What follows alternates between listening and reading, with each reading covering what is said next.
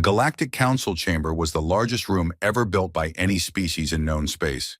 It floated at the center of the orbital station called the Throne of Accord, a massive ring of metal and glass that hung above a dead world no one remembered the name of.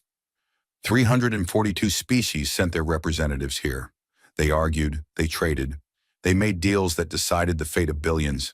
And above all else, they believed in one sacred truth, that every problem in the galaxy could be solved with the right bargain. Ambassador Alara Voss had been humanity's voice in this chamber for 7 years. She was a tall woman with dark skin and silver hair cut short against her skull. She spoke softly and smiled often. The other ambassadors liked her. They said she was reasonable. They said she understood how things worked. And they were about to find out how wrong they were. It started with a signal, a short, ugly burst of data that cut across every communication channel in the chamber like a knife through cloth. The holographic display at the center of the room flickered, and then the face of Warlord Khajitan of the Vrelak Dominion filled the space where trade agreements had been projected moments before. He was enormous. The Vrelak were a reptilian species, broad and armored with natural bone plates across their skulls and shoulders. Khajitan was the largest of his kind anyone had ever seen. His eyes were yellow and split down the middle with black slits, and when he spoke, his voice was deep enough to vibrate the floor panels beneath the ambassador's feet. He told them what he had done. 12 hours ago, a Vrelak battle fleet of 40 warships had dropped out of hyperspace above a small human colony world called New Thessaly. It was not an important world. It had no military value. It was a farming colony of 40,000 people who grew engineered wheat and raised cattle in wide green valleys beneath a pale blue sun. There were schools there, hospitals, a small university that was famous for nothing except its surprisingly good poetry department. Khajitan had taken all of it. His soldiers had landed in the fields and marched into the towns and rounded up every man, woman, and child. And now he had demands. He wanted 3 strategic hyperspace corridors that would give the Vrelak Dominion control of a quarter of the galaxy's fastest trade routes. Like he wanted 10 mineral-rich systems that humanity had spent decades surveying and developing. And he wanted a formal, public declaration of submission from the Terran Confederacy, broadcast on every channel, in every language, so that the whole galaxy would know that humanity had bent its knee. If these demands were not met within 100 hours, Khajitan would begin killing colonists, 1,000 per cycle. He would broadcast every execution live. He would make the galaxy watch. The transmission ended. The chamber was silent for exactly 4 seconds. Then it exploded. 342 species began talking at once. The noise was incredible. Translators struggled to keep up. Ambassadors shouted across the aisles at each other. Some were outraged at the Vrelak. Most were not. Most were simply calculating. This was, and after all, how things worked. The Lorathi ambassador was the first to approach Alara Voss. The Lorathi were an old species, tall and thin with pale skin that shifted color with their moods. They had been part of the council for thousands of years, and they understood its rhythms better than anyone. The Lorathi ambassador's name was Counselor Yathani, and she moved through the chaos with the calm grace of someone who had seen this exact situation play out dozens of times before. She sat down next to Voss and spoke gently. "Ambassador, I understand this is difficult, but you must be practical. The Vrelak have done this to others. The Shaloon paid their price. The Meraxi paid theirs. Even my own people long ago paid a price to end a crisis like this. You negotiate. You give them something. Perhaps not everything they ask for, but enough to satisfy their pride. You get your people back, and then you rebuild. This is how the galaxy survives." Voss listened. She did not interrupt. Her face showed nothing. Other ambassadors came. The Shaloon Merchants Guild representative, a small creature covered in iridescent scales, offered to help pay whatever the Vrelak demanded. He called it an investment in stability. The Urath Collective, a hive mind species that spoke through a single drone body, warned that military action would destabilize 12 trade networks and crash the economies of 40 systems. Even species that had never spoken to Voss before came to her seat and urged her, with varying degrees of politeness, to do the sensible thing. Be practical. Be smart. Pay the price. Save your people. Voss thanked every single one of them. She was polite. She was warm. She shook hands and tentacles and manipulator appendages, and she said she appreciated their concern and their advice. Then she walked to the center of the chamber and asked to speak. The room quieted. It took a while. 342 species do not go silent quickly, but eventually every eye and sensor and audio receptor in the room was focused on the human woman standing alone in the middle of the largest room ever built. She did not raise her voice. "I have listened to your counsel," she said, "and I thank you for it. Many of you have survived situations like this, and I respect the experience behind your words. You have told me to negotiate. You have told me to pay the price. You have told me this is how the galaxy works." She paused. The silence was absolute. "But I must tell you something about my species, something that I think many of you have not yet understood, despite 7 years of sitting in this chamber together." She took a breath. "We don't do this. We don't bargain with people who hold guns to the heads of children. We don't reward people for murder. We don't teach the galaxy that if you kill enough humans, you can buy yourself an empire." The Lorthy ambassador's skin turned pale, a sign of deep alarm among her species. "I have sent a message to my government," Voss continued. "Their response will be broadcast on open channels within the hour. I wanted you to hear it from me first, so you would understand that this is not anger. This is not pride. This is policy. This is who we are." She stepped back from the center and returned to her seat. 40 minutes later, Sir, the Terran Confederacy's response arrived on every open frequency in the galaxy. It was one sentence long. "The Terran Confederacy does not negotiate with those who hold guns to the heads of children." The chamber erupted again, but this time it was different. This was not the busy noise of calculation. This was fear, because every species in the room understood something that the Vrelak apparently did not. That when you refuse to bargain, there is only one other option. The Lorathi ambassador rushed to Voss's seat. Her skin was cycling through colors so fast it was almost painful to watch. "Ambassador, please, reconsider. You are a young species. You do not understand the consequences of what you are doing. If you refuse to negotiate, the Vrelak will kill those colonists. All of them. And then what? War? With the Vrelak Dominion? What, they have been conquering worlds since before your species learned to make fire." Voss looked at her, and for the first time, the Lorathi ambassador saw something in the human's eyes that she had never seen in 7 years of friendship. It was not anger. Anger she could have understood. Anger was hot and fast, and it burned out. This was something colder, something that went deeper than emotion. It was the look of a species that had already done the math, already counted the cost, and already decided it was willing to pay every single coin. "Counselor Yathani," Voss said quietly, "you told me that your people paid a price long ago to end a crisis like this. And I believe you, but I want you to think about something. After you paid that price, did it stop?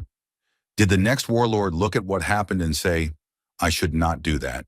Because the Lorathi will not tolerate it?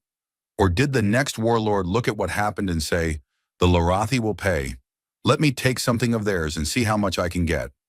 The Lorathi ambassador said nothing. Her skin went very, very still. "That is why we don't negotiate," Voss said. "Not because we are brave, not because we are proud, because we learned a long time ago on our own world that feeding the wolf does not make the wolf go away. It makes the wolf come back, and it makes the wolf hungrier." She stood and gathered her things. The session was over for her. There was nothing left to say in this chamber. Everything that mattered now would happen far from here, in the cold silence of space, where humanity's real answer was already being prepared. As she walked toward the exit, in her aide, a young Shaloon translator named Fessy, who had worked with her for 3 years, hurried to keep up. Fessy's scales were dark with worry. "Ambassador," Fessy whispered, "the council thinks you are being foolish. They think pride is making you risk 40,000 lives." Voss stopped walking. She looked down at Fessy with an expression that was almost gentle. "They think we are being proud," she said softly. "They don't understand. We are being angry." She walked out of the chamber. Behind her, 342 species watched her go. And for the first time in the long history of the Galactic Council, not one of them had a single idea what was going to happen next. Far away in the cold dark between stars, ships were already moving. Beneath the surface of Mars, buried under 3 kilometers of red rock and iron, and there was a room that did not officially exist. It was listed in no government database. It appeared on no map. The people who worked there did not talk about it when they went home to their families, and their families had learned long ago not to ask. The room was called the Pit, and it was the beating heart of Terran Confederate Command. Admiral Idris Okonkwo walked into the pit at exactly 6 in the morning, Mars Standard Time. He was a tall man, lean and dark-skinned, with close-cropped gray hair and the kind of calm face that made people think he was always slightly bored. He was never bored.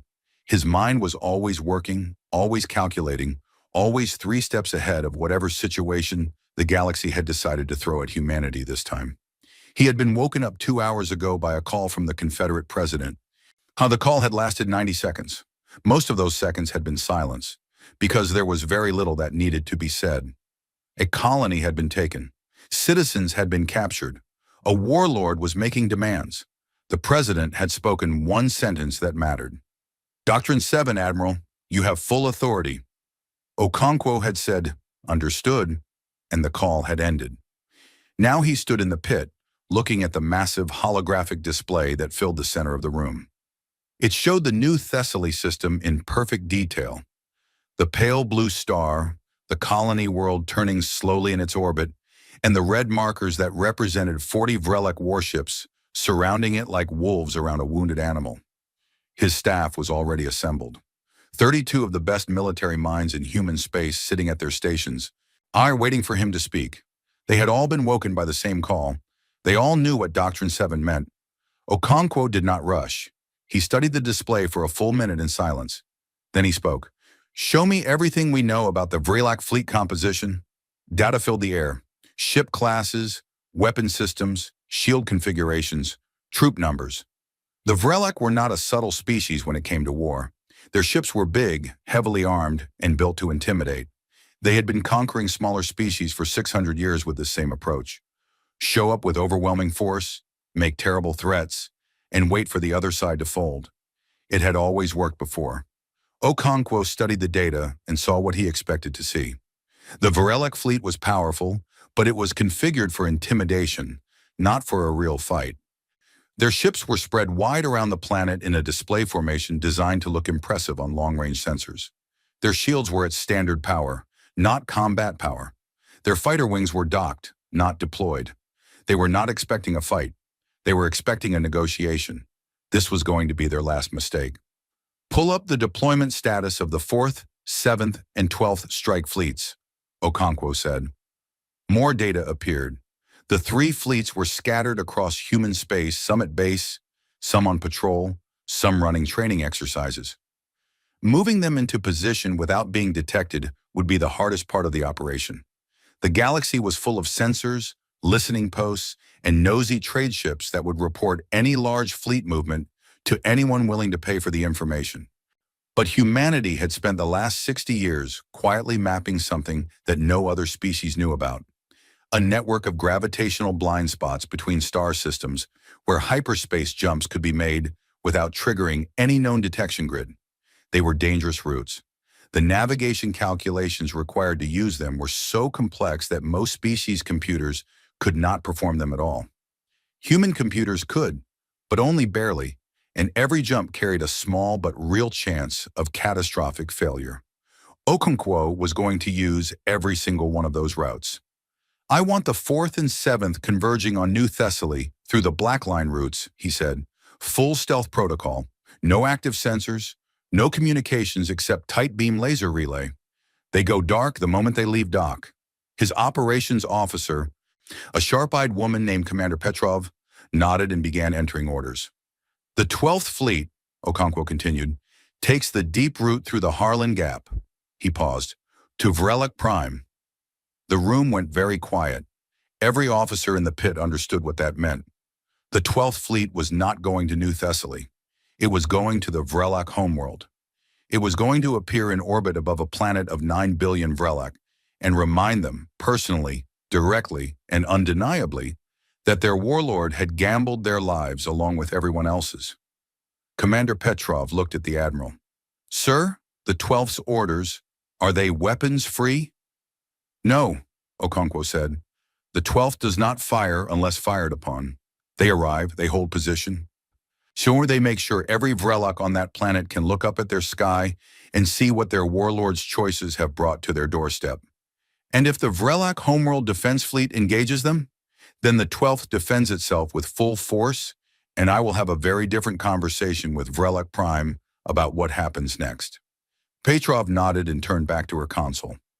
Okonkwo spent the next 3 hours building the operation piece by piece. He was not a man who believed in grand gestures or heroic charges. He believed in planning.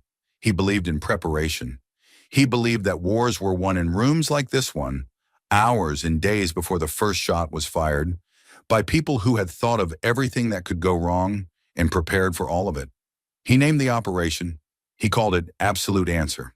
Son, and while the fleets were being prepared, there was another piece of the plan that needed to move first. Okonkwo called in Captain Raya Chen. Chen was 31 years old, small and wiry, with black hair pulled back tight and eyes that never seemed to blink enough. She was a Special Operations Intelligence Officer, which was a polite way of saying that she went to dangerous places alone and did things that no one would ever thank her for publicly. She stood in front of Okonkwo's desk and listened as he explained what he needed. "We need eyes on the ground in New Thessaly," he said. "I need to know the exact positions of every Vrelok unit on that planet. I need to know where our people are being held. I need to know the locations and power status of every shield generator, every anti-orbital battery, and every communications relay. And I need all of it within 72 hours. Chen did not ask how she was supposed to get to a planet surrounded by 40 warships. She had already figured that out. There was a stealth insertion pod in the armory that was designed for exactly this kind of mission. It was small, it was fast, and it was coated in a material that absorbed sensor signals, like a sponge absorbing water. Getting in would not be the hard part. The hard part would be everything after. "Rules of engagement?" she asked. "Observe and report. Do not engage Vrelok forces unless civilian lives are in immediate danger. Link up with any local resistance and coordinate for the ground phase of the operation."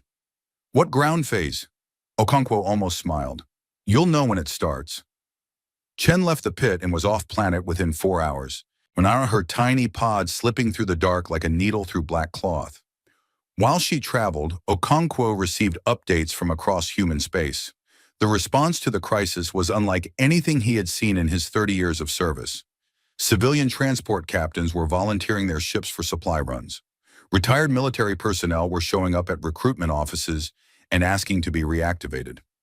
Factories that made farming equipment were quietly switching their production lines to military components, not because anyone ordered them to, but because the workers had voted on it during their lunch breaks. This was the thing about humans that the galaxy never seemed to understand. They looked at humanity and saw a young species, barely 3 centuries into space travel.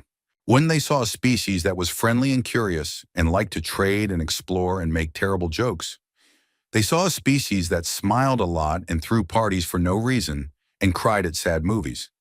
And because they saw all of this, they assumed that humans were soft. They did not understand that all of those things, the kindness, the humor, the warmth, existed precisely because humans had spent their entire history fighting against their own capacity for destruction. Humans were not peaceful because they did not know violence.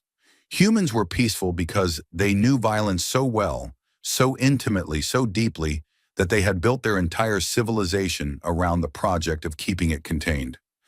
But contained was not the same as gone. And when someone tore open the container, when someone killed human children and broadcast it to the stars as a negotiating tactic, what came out was something that the galaxy had never seen and was absolutely not prepared for. 48 hours into the operation's preparation, a new report arrived from New Thessaly. Captain Chen had made it to the surface. She had linked up with the colonists, and she had confirmed what Okonkwo had feared. The Vrelok had already executed 200 civilians.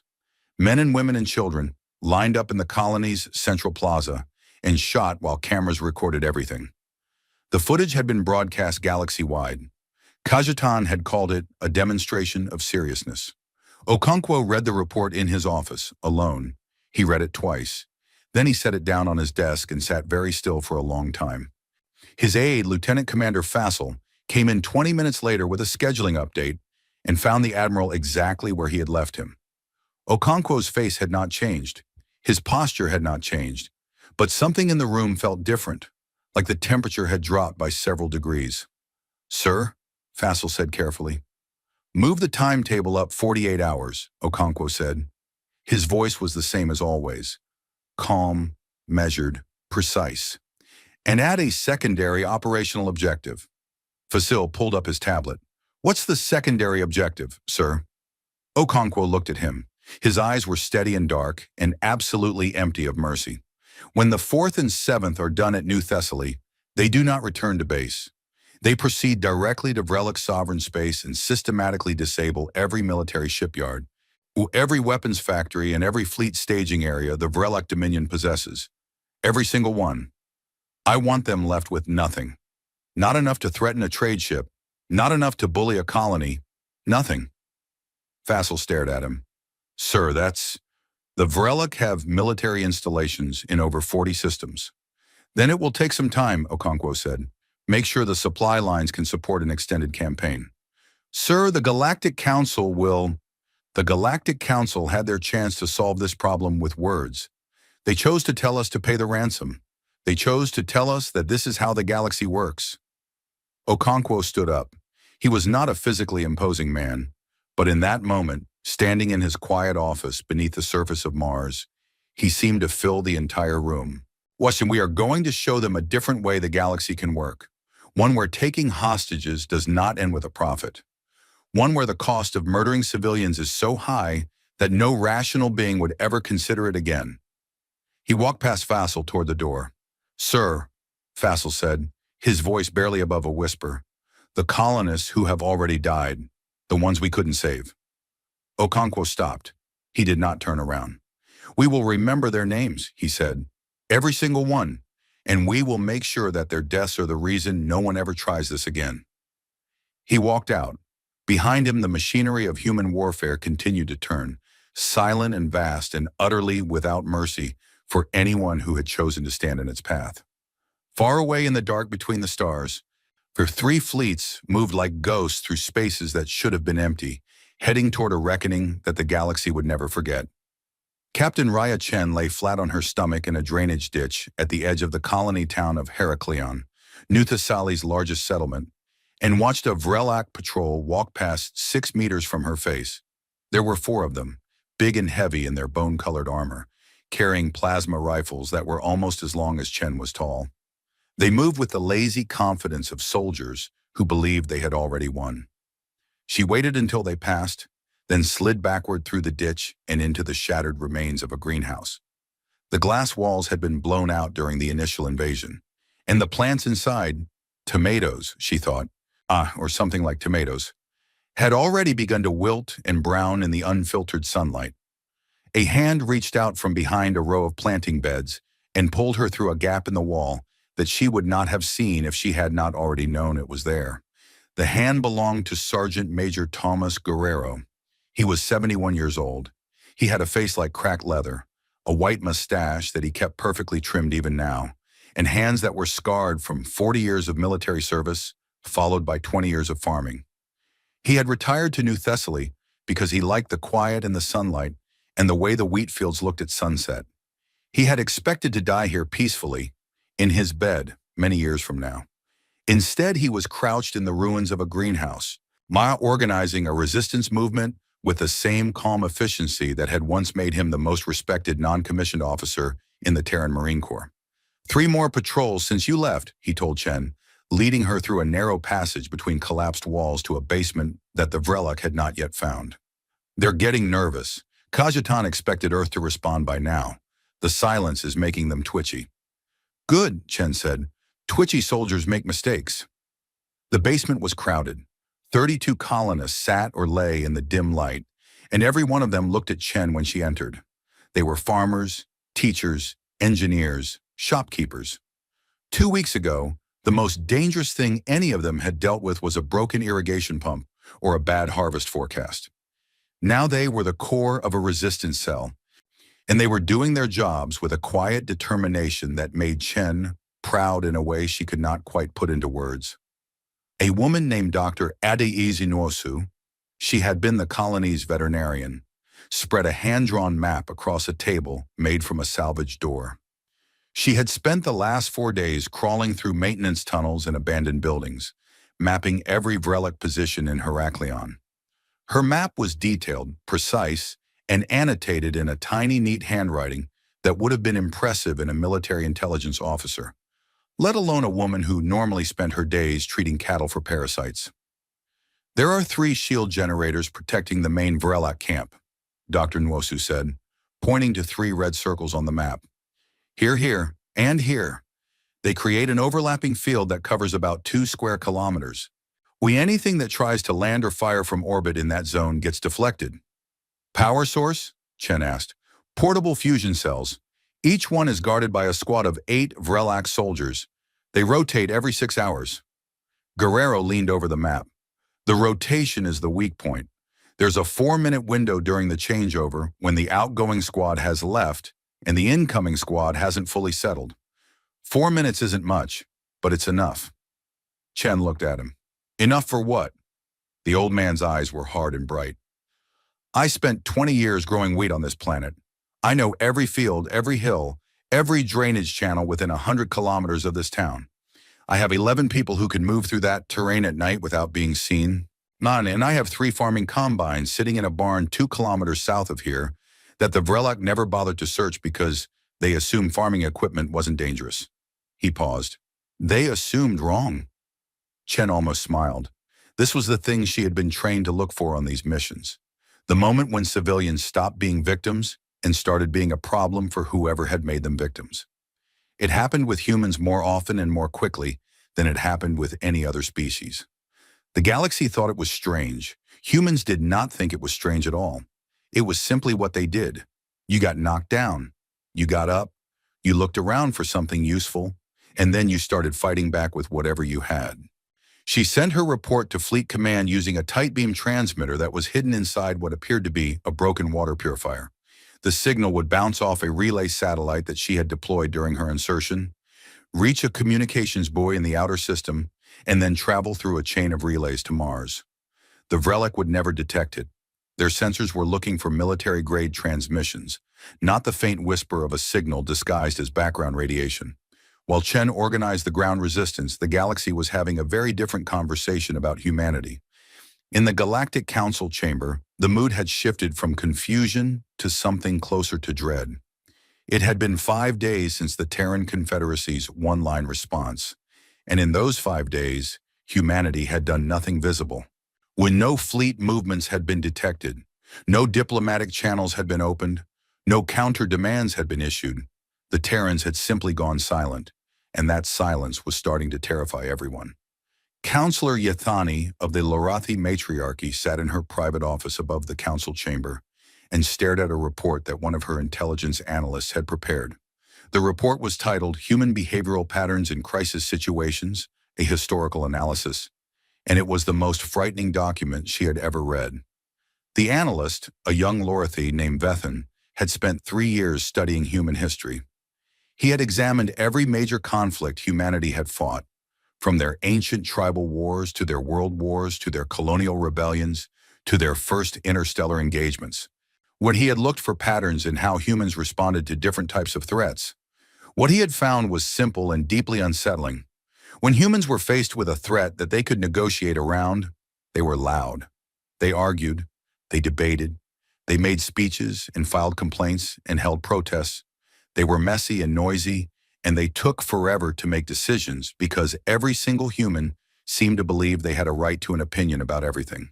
But when humans were faced with a threat that crossed certain lines, and the killing of civilians, especially children, was the brightest and most absolute of those lines, they went quiet. The arguments stopped. The debates ended. The noise disappeared. And then something terrible happened to whoever had made them go quiet. Yathani had lived among aliens for most of her career. She had studied species that ate their own young, species that communicated through chemical warfare, species that had no concept of individual death because they existed as a single shared consciousness. She had thought she understood the full range of what intelligent life could be. She had never encountered anything like the cold, organized, systematic fury that humans were capable of when they believed their line had been crossed. She called an emergency meeting of the senior council members. 12 of the oldest and most powerful species sent their ambassadors. Yathani stood before them and spoke plainly. "I have been studying the humans for 30 years, she said. "I have learned their languages, I have read their literature, and I have attended their festivals and eaten their food and listened to their music. I believed I understood them. I was wrong." She activated the display and showed them Vethin's analysis. The charts, the patterns, the historical data. When humans make noise, they are processing. They are deciding.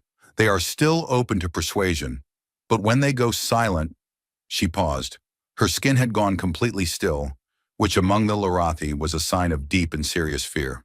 When they go silent, they have already decided. The decision has been made, and what follows is not a battle, it is a consequence. The Chaloon ambassador shifted nervously in his seat. "Surely you are exaggerating. They are a young species. And the Vrelak have been fighting wars for 600 years. The Vrelak have been bullying smaller species for 600 years, Yathani corrected. That is not the same thing as fighting a war. The Vrelak have never fought a species that refused to play by the rules. They have never fought a species that would rather lose everything than set the precedent that murder is a valid negotiating tool." She brought up one more piece of data, a communication intercept from human space. It showed recruitment numbers across the Terran Confederacy in the days since the crisis began. The numbers were staggering, not because the military had issued a draft or even a call for volunteers. The numbers were staggering because humans were showing up on their own, in numbers that overwhelmed every recruitment office in Confederate space. "And they are not being ordered to fight," Yathani said quietly. "They are choosing to, every single one of them. And they are not choosing out of patriotism or duty or because their government told them to. They are choosing because someone killed their people and broadcast it to the stars, and this is a species that does not allow that to go unanswered. Not now. Not ever." Far away in the Vrelak command ship orbiting New Thessaly, Warlord Kashtan was growing impatient. He paced the bridge of his flagship, his heavy footsteps shaking the deck plates, and demanded updates from his communications officer every hour. Nothing. No response. No counteroffer. No desperate plea for mercy. He had conquered 11 species with this method. Every single one of them had broken within 48 hours. They always did. That you took something they loved, you threatened to destroy it, and they came crawling to you with whatever you demanded. It was the simplest equation in the galaxy. But the humans were not solving the equation. The humans were not even acknowledging that the equation existed. On the 6th day, Kajatan made a decision that he believed would finally force humanity's hand. He ordered another 100 colonists executed. He chose them carefully. Families with young children, elderly couples, people whose deaths would make the most emotional impact when broadcast. He lined them up in the colony's central plaza, in front of cameras that would send the footage to every corner of known space. And he gave the order. The footage went out. The galaxy watched. A species that had been holding their breath for almost a week waited for the Terran response. The response was more silence. But it was a different kind of silence now. Across human space, something changed in the hours after that second broadcast. It was subtle. You could not point to any single moment or any single event and say, "There, that is where it happened." But anyone who was paying attention could feel it. The anger that had been burning hot since the crisis began cooled. It did not disappear. It concentrated. It became dense and hard and sharp, like carbon being compressed into diamond. Humans stopped talking about the crisis in their cafes and living rooms and offices. They stopped arguing about it on their networks. They stopped expressing outrage and grief and fury. They simply went quiet, one by one, went household by household, world by world, until the entire species seemed to be holding a single, collective breath. On the Vrelak command ship, Kajatan took this silence as proof that humanity had given up. He told his officers that the humans had abandoned their colony. He mocked them publicly. He called them cowards and weaklings and said that they did not deserve the worlds they held. His intelligence officer, a younger Vrelak named Sub-Commander Thren, was not so sure. She had been monitoring human communication channels since the crisis began, and what she was seeing disturbed her. She tried to tell the warlord that the absence of communication was not the same as the absence of action. She tried to tell him that she could not find the Terran 4th and 7th or 12th strike fleets on any sensor network, and that ships that large did not simply vanish unless someone very smart was making them vanish on purpose. Khajitan dismissed her concerns. He had been conquering worlds since before Thren was born. He knew how this worked. In the basement beneath the destroyed greenhouse in Heraklion, Captain Shen's communicator pulsed once. She picked it up and read the message. It was 2 words long. Midnight, tomorrow.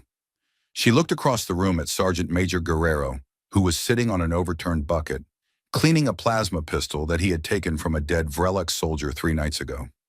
The old man met her eyes and read the answer in her face before she said a word. He stood up. He tucked the pistol into his belt, and he began to wake the others.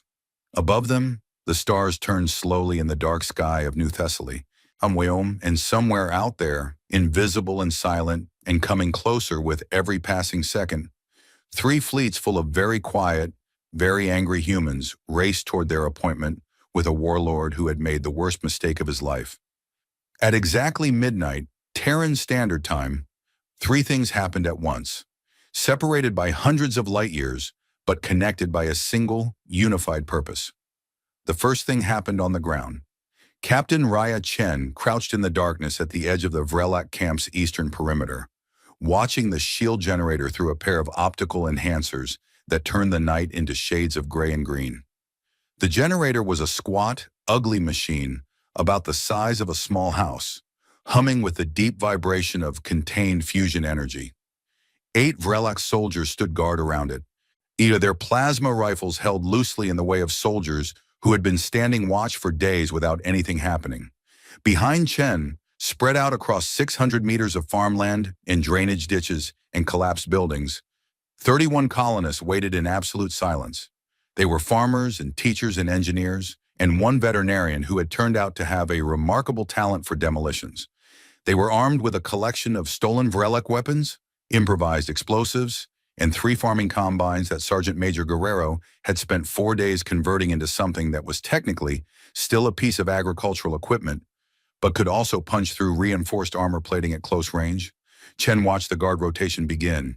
The outgoing squad formed up and marched away from the generator. While the incoming squad appeared around the corner of a prefabricated building, walking toward their posts. There was a gap, 4 minutes, maybe less. Chen clicked her communicator twice. 2 short pulses of nothing that meant everything. Guerrero moved first. The old man came out of the wheat field like a ghost, silent despite his 71 years, and put a stolen plasma charge on the generator's power coupling with hands that did not shake even slightly. 2 colonists followed him, placing charges on the secondary and tertiary couplings. They had practiced this in the dark for 2 nights, timing themselves with a broken wristwatch that Dr. Nwosu had repaired, using parts from a medical scanner. 12 seconds. That was how long it took to place the charges. Or they were back in the field before the incoming guard squad had reached their posts. At the same moment, 2 other teams hit the other 2 generators. The southern generator was taken down by a team led by a former university professor named Dr. James Haruki, who had never held a weapon in his life before last week, and who now carried a Vrelak plasma pistol with the grim competence of a man who had decided that principles about violence were a luxury he could no longer afford. The western generator was disabled by a team that included a 16-year-old girl named Sophia Marin, who had crawled through a sewage pipe to reach the generator's cooling system and jammed it with a piece of ceramic tile that she had shaped with her own hands to fit exactly the right gap. The charges detonated simultaneously, whining 3 deep thumps that shook the ground and sent columns of blue-white light into the sky. The overlapping shield dome that had protected the Vrelak camp flickered once, twice, and then collapsed like a soap bubble. Khajitan was asleep in his command center when the shields went down. He woke to the sound of alarms and the shaking of the building and the panicked shouting of his officers. He roared for a status report. His communications officer began to answer. He never finished, because that was when the second thing happened. Above New Thessaly, in the asteroid belt that ringed the outer system, space itself seemed to tear open. Hyperspace exit points bloomed like white flowers in the dark. Not one, not five, but dozens of them, appearing in a pattern so tight and so precise that the Vrelak sensor operators stared at their screens in disbelief. No species made jumps that close to a gravity well. No species dropped out of hyperspace inside an asteroid belt. The navigation calculations alone would take years. The margin for error was measured in meters. The Terran 4th and 7th Strike fleets arrived in the New Thessaly system like a fist closing around a throat. 87 warships, carriers, destroyers, cruisers, and at their center, the battleship TCS Reckoning, Admiral Okonkwo's flagship, a kilometer-long mountain of armor and weapons that had been built for exactly one purpose and had never once been used for that purpose until now. The Vrelak fleet was caught completely unprepared. Their ships were spread in the wide display formation that Khajitan had ordered to look impressive. Their shields were at standard power. Their fighter wings were docked. They had been sitting in orbit for a week with nothing to do except wait for a negotiation that was never coming. And their readiness had decayed the way readiness always decays when soldiers get bored. Okonkwo did not give a speech. He did not issue a warning. He did not demand surrender. He opened a single channel to his fleet and said 4 words: all ships, weapons free. The Terran fleet hit the Vrelak formation like a hammer hitting glass. The first volley alone disabled 6 Vrelak warships. White railgun slugs traveling at a significant fraction of light speed punched through hull armor that had been designed to withstand the weapons of species that fought like the Vrelak expected everyone to fight. With caution, with restraint, with an eye toward the negotiating table. Humans did not fight with an eye toward the negotiating table. Not today. Today they fought the way their ancestors had fought in their darkest and most desperate hours. With total commitment, zero hesitation, and the absolute understanding that the only acceptable outcome was the complete elimination of the enemy's ability to hurt anyone ever again. The battle above New Thessaly lasted 4 hours. It was not a close fight. The Vrelak outnumbered the humans nearly 1-to-1. But numbers meant nothing against a fleet that had trained for this exact scenario for decades. Human ships moved in coordinated wolf pack formations, 3 or 4 ships focusing their fire on single targets, overwhelming shields, and then moving to the next. Vrelak ships tried to regroup, tried to form defensive lines, tried to coordinate a counterattack, but every time they began to organize, a Terran destroyer group was already there, cutting them apart before they could consolidate. On the ground, Guerrero led his people out of hiding the moment the shields fell. His 3 modified farming combines rolled through the Vrelak camp like armored vehicles, their reinforced blades tearing through prefab walls and barriers. Behind them, armed colonists moved through the chaos, freeing prisoners, securing buildings, and fighting with a desperate ferocity that the Vrelak soldiers were completely unprepared for. A Vrelak squad commander later said in testimony that the worst moment of the battle was when he rounded a corner and found himself face to face with a human woman holding a plasma rifle in one hand and a small child in the other. The child was crying. The woman was not. She shot him 3 times and then kept moving without breaking stride. Guerrero himself took out the main Vrelak gun emplacement that had been set up in the colony's central plaza, the same plaza where 300 colonists had been executed over the past week. He drove his combine directly into the emplacement at full speed, the machine screaming and sparking as it crushed the weapon platform beneath its weight.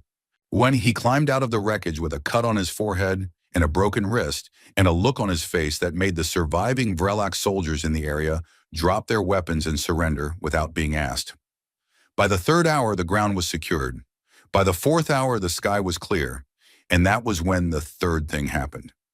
900 light-years away above the blue-green surface of Vrelak Prime, the homeworld of the Vrelak Dominion, space tore open one more time. The Terran 12th Strike Fleet arrived in perfect formation, 42 warships arranged in a crescent pattern that placed them in a geostationary orbit above the Vrelak capital city. Below them, 9 billion Vrelak looked up at their sky and saw something that no enemy had ever brought to their doorstep in 600 years of conquest. When the 12th Fleet did not fire, they did not deploy fighters, they did not target weapons or charge shields beyond standard defensive levels. They simply arrived, settled into orbit, and broadcast a message on every frequency the Vrelak used. The message was calm, it was polite, and it was the most terrifying thing that 9 billion Vrelak had ever heard. People of the Vrelak Dominion, your warlord Khajitan made a choice. He chose to take our people. He chose to kill our civilians. He chose to use their lives as currency to buy himself an empire. We want you to understand what his choice has cost you. Look up. See what is above your world right now. We are not here to destroy you. We are not here to conquer you. We are not here to demand tribute or submission or apology. We are here so that you understand, completely and permanently, that we could, today, tomorrow, any day we choose. Your warlord gambled your safety on the belief that we would not come. He was wrong. We want you to remember that he was wrong, and we want you to decide as a people whether you will allow anyone to make that gamble with your lives ever again. The message repeated every 30 minutes for 72 hours. The Vrelak Homeworld Defense Fleet, 26 ships strong, was scrambled within minutes of the 12th Fleet's arrival. They formed up at a safe distance and waited for orders. The orders never came because the Vrelak military command on the ground was having the fastest and most panicked argument in their species' history about whether engaging the humans would result in the destruction of their homeworld. They decided it would. They stood down. The 12th Fleet held position for exactly 72 hours, then turned and jumped away without firing a single shot. Back at New Thessaly, the battle was over. Khajitan's flagship had been disabled.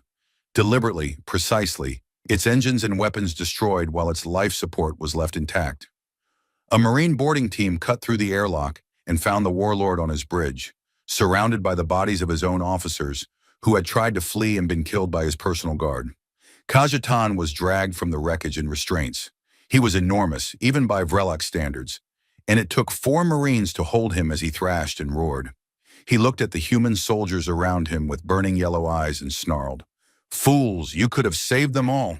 Every one of your precious colonists. All you had to do was negotiate. All you had to do was give me what I wanted. But your pride, your stupid, worthless pride, has cost the lives of 1,400 of your own people." The Marine holding his left arm was a young corporal named David Osei. He was 23 years old. He had a round face and gentle eyes, and he had been told 3 hours ago that his older sister, a teacher at New Thessaly's primary school, was among the dead. She had been killed in the first round of executions, shot in the plaza while her students watched. Corporal Osei leaned in close to the warlord's face. His voice was steady. His eyes were dry. "And if we had negotiated," he said, "you would have done this again, to another colony, to another world, to someone else's sister. We didn't save 1,400 people today, but we saved every person you would have taken next, and every person after that, and every person after that, forever."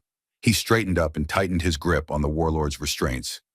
"That is worth more than you will ever understand." Khajitan stared at him. For the first time in his life, the warlord of the Vrelak Dominion had absolutely nothing to say. Above them, the stars shone cold and bright over a colony that was broken and bleeding and free. And across the galaxy, every species that had been watching began to realize that the rules they had lived by for thousands of years had just changed permanently, because one stubborn, furious, grief-stricken species had decided that some things were more important than survival. 6 months passed. The galaxy did not forget. The galaxy could not forget. Because the consequences of what had happened at New Thessaly kept spreading outward like ripples from a stone thrown into still water, touching everything they reached and changing it in ways that no one had predicted. The Vrelak Dominion collapsed. It did not collapse because of the battle. It collapsed because of what came after. True to Admiral Okonkwo's orders, the Terran 4th and 7th Strike fleets did not return home after liberating New Thessaly. They moved through Vrelak's sovereign space like a slow, methodical storm, jumping from system to system, targeting every military shipyard, every weapons factory, every fleet staging area, every orbital defense platform. They did not attack civilian targets. They did not bombard cities or destroy infrastructure that served the general population. They simply erased the Vrelak Dominion's ability to project military force, one installation at a time, with the patient thoroughness of surgeons removing a cancer. It took 11 weeks. When they were finished, the Vrelak military, the institution that had defined their civilization for 6 centuries, that had conquered 11 species, that had built an empire spanning 43 star systems, was gone. Not weakened, not reduced, gone. The Vrelak still had their worlds, their cities, their people, their culture. They simply no longer had the ability to threaten anyone. And then, to the astonishment of the entire galaxy, the humans went home. They did not occupy Vrelak space. They did not install a puppet government. They did not demand reparations or tribute or territory. They destroyed the weapons and then they left. And when the Galactic Council demanded an explanation, Ambassador Voss said simply, "We are not conquerors. We are not empire builders. We removed a threat. The threat has been removed. What the Vrelak do with their worlds now is their own business." This confused the galaxy almost as much as the war itself had. Every species in the Council's history that had achieved the kind of total military victory the humans had just won had used it to expand their territory, to extract wealth, to dominate the defeated. The idea of winning absolutely and then walking away was so foreign to the galactic diplomatic framework that 3 separate species analysts published papers arguing that the humans must have a secret long-term plan that no one had figured out yet. They did not have a secret plan. They had simply done what they said they were going to do, nothing more and nothing less. And the galaxy did not know how to process that. On Vrelak Prime, the aftermath was chaotic, but ultimately transformative. The population had spent 72 hours watching a Terran fleet hover above their capital city, and the experience had broken something in the collective psyche of a species that had always believed itself to be the strongest thing in the galaxy. When the military caste tried to reassert control after the humans left, the civilian population refused. For the first time in Vrelak history, ordinary citizens stood in the streets and said no. Khajitan was put on trial. Not by humans. The Terran Confederacy had insisted, firmly and repeatedly, that the Vrelak must judge their own. This decision baffled the Council. The Lorathi ambassador argued that the humans had earned the right to punish the warlord themselves. The Chaloon Merchants Guild suggested that an independent tribunal would be more fair. A dozen species offered to host the proceedings. Ambassador Voss declined every offer. She stood in the council chamber and explained why in terms that were so simple, they almost sounded like she was talking to children. If we punish him, then this is about revenge. If his own people punish him, then this is about accountability. We do not want the Vrelak to fear us. We want them to look at what Khajitan did and decide for themselves that it was wrong. That is how you change a species, not with a boot on their neck, with a mirror in front of their face. The Vrelak tribunal convicted Khajitan and sentenced him to permanent exile on an uninhabited moon at the edge of their space. He would live out his days alone, which for a Vrelak, a species that measured status entirely through social hierarchy, was a punishment far worse than death. The humans said nothing about the sentence. They did not comment on whether it was harsh enough or too harsh. They simply noted that justice had been served by the Vrelak people and moved on. On New Thessaly, the colony was rebuilding. It was slow, painful work. 1,400 people were dead. Every family on the planet had lost someone. The central plaza in Heraklion, where the executions had taken place, had been turned into a memorial. The names of every person killed during the occupation were carved into a wall of pale stone that stood where the Vrelak gun emplacement had been before Sergeant Major Guerrero drove a farming combine through it. Guerrero himself was there for the memorial's dedication ceremony. His broken wrist had healed. The cut on his forehead had become a thin white scar. He stood in the crowd with the other colonists and listened to the names being read, and he cried openly without shame because he had known most of those people, and he had not been able to save them all, and that was a weight he would carry for whatever years he had left. Captain Chen was there too, standing at the back of the crowd in civilian clothes. She had been offered a promotion and a medal. She had accepted the promotion and declined the medal. However, she said that medals were for victories, and what had happened on New Thessaly did not feel like a victory to her.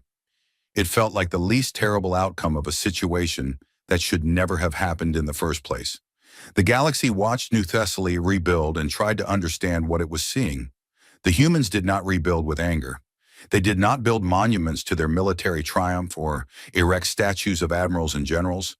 They built a memorial to their dead, and then they planted new wheat fields and rebuilt their schools and reopened their university with its surprisingly good poetry department, and they went on living, because that was what humans did. They grieved and then they lived, and they did both at the same time, because they had never figured out how to do one without the other. 6 months after the battle, an ambassador, Elara Voss, returned to the Galactic Council chamber. Every seat was filled. Species that normally sent junior representatives had dispatched their senior ambassadors. Species that had not attended a full council session in decades had come out of seclusion. Everyone wanted to hear what the human would say. Voss walked to the center of the chamber. She looked older than she had 6 months ago. There were new lines around her eyes and new gray in her hair, and she carried herself with the careful, measured movements of someone who was very tired but had one more thing to do before she could rest. She did not raise her voice. She never raised her voice. 6 months ago, she began, I stood in this chamber and told you that my species does not bargain with those who hold guns to the heads of children. Many of you thought I was being reckless. Many of you thought I was being proud. Some of you thought I was being stupid. I want to tell you today, clearly and honestly, what I was being. I was being human. She paused and looked around the room. 342 species looked back at her. I am not here to gloat. I am not here to threaten. I am not here to tell you that humanity is stronger or braver or better than anyone else in this room. We are not. We are a young species, barely 300 years into our journey among the stars, and we have so much to learn from all of you. We want to trade with you. We want to explore with you. We want to build with you and argue with you and share meals and stories and music and all the things that make life worth living among the stars. Her voice was warm. It was genuine. Every species in the room could feel it. But I need you to understand something about us, something that is not negotiable, something that will not change no matter how many years pass or how many treaties we sign or how many friendships we build. The warmth did not leave her voice, but something else entered it, something solid and heavy and permanent, like bedrock beneath soft soil. If you trade with us fairly, we will be the best trading partners you have ever had. If you disagree with us, we will argue with you until the stars burn out and enjoy every minute of it. If you need help, we will come running, even if it costs us.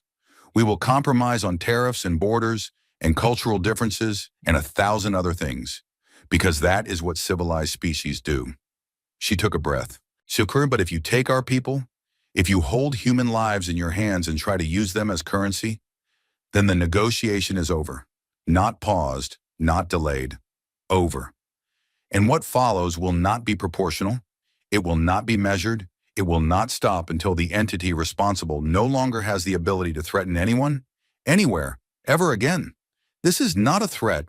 It is a statement of fact. It is who we are. It is who we will always be.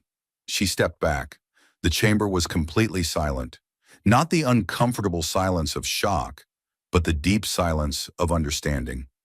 Something had shifted in the room, in the council, in the galaxy itself. A new truth had been spoken, and everyone present knew it. In the weeks that followed, Voss's speech was broadcast, translated, analyzed, and debated across every corner of known space.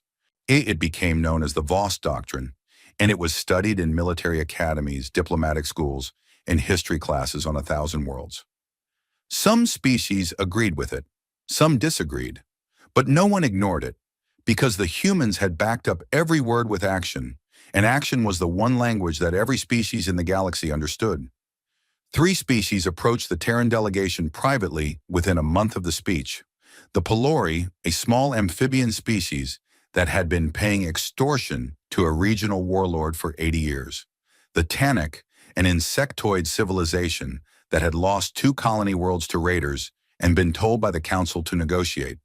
The Dravishi, a peaceful herbivore species that had been slowly eaten alive by a predatory neighbor for 3 generations, while the galaxy looked the other way. When they did not come because they thought humans were kind. They came because they had spent their entire histories being told that the only way to survive in the galaxy was to pay the price, accept the loss, and hope that the next predator would be satisfied with less. And now, for the first time, they had seen a species prove that there was another way. The alliances that formed were not military alliances. They were something simpler and more powerful. Mutual commitments that certain things would not be tolerated, that certain lines would not be crossed, and that anyone who crossed those lines would find not one species but several standing in their path. United not by conquest but by the shared belief that some things mattered more than convenience. A Lorathi historian named Vethan, the same analyst who had predicted humanity's response months earlier, published a paper that became the most widely read academic work in galactic history. In it, he coined the term that would define humanity's place in the galaxy for centuries to come. He called them the expensive species, not because they demanded high prices or drove hard bargains, but because crossing them, hurting them, threatening them, trying to use their love for their own people as a weapon against them, cost more than any aggressor was willing to pay. They were not the strongest species in the galaxy. They were not the oldest or the wisest or the most technologically advanced, but they had something that no other species had ever demonstrated so completely: an absolute, unbreakable willingness to pay a higher price to defend a principle than any attacker was willing to pay to violate it. And that, Vethan argued, made them the most dangerous species in the galaxy. Not because of their weapons or their fleets or their soldiers, because of their stubbornness, because of their grief, because of the simple, terrifying fact that they would rather lose everything than teach the universe that their children could be bought and sold. On a quiet evening, 3 months after her speech, Ambassador Voss stood at a viewport in the Throne of Accord, watching cargo ships move through the star lanes toward New Thessaly. The colony was recovering. The wheat fields had been replanted. The school had reopened. Life was continuing, as it always did. Or because humans did not know how to stop living any more than they knew how to stop breathing. A young Lorathi diplomat named Ceylin approached her. They had met once before, briefly, at a reception. Ceylin was new to the council and still young enough to ask questions that her seniors considered impolite.